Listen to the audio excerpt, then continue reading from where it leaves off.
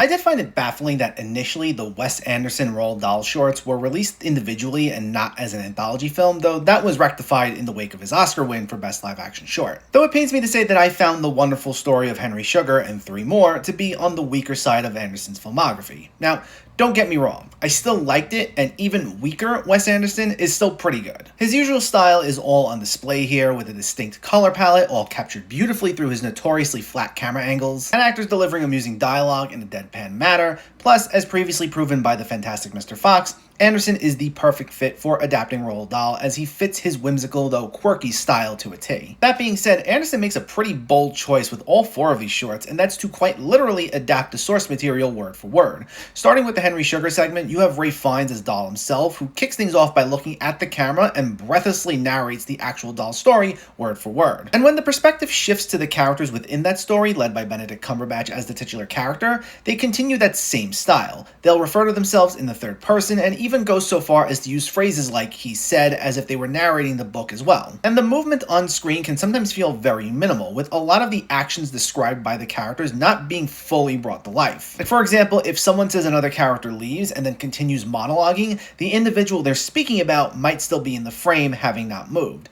Or if there's a more violent interaction, the characters mostly stay still while one of them narrates it. It feels almost reminiscent of a stage play, and the one cool aspect of that is some of the scene transitions where characters might start off farther away from the camera in one scene. What'll happen is, as it transitions to a different location, a bunch of set pieces slide into frame as the character walks closer to the camera. That was pretty cool. But I'll say though that while I found this to be pretty amusing, I thought this decision of characters talking at 3 times speed and describing every little action and thought process to be pretty distracting. It sometimes leads to some comedic moments, such as in The Swan, which was my favorite of the 4, where Rupert Friend poorly changes his voice to indicate he's speaking as his character as a child. But there were times it felt like it was difficult to appreciate much else here because this specific delivery was all I could think about. It only takes a few breaks from this style, such as towards the end of Henry Sugar as well as in Poison. And I think after a while I did come around to it a bit, so maybe that's why I found myself enjoying segments like The Swan and Ratcatcher more. And maybe on a rewatch, now that I know what I'm in for, I'll be able to appreciate it more, but on a first watch, I found it to hinder my experience a bit. I still had fun with it. Like I said, it can still be pretty funny, and the style is very on point for Wes Anderson, and even when not at his best, the movie's still pretty good.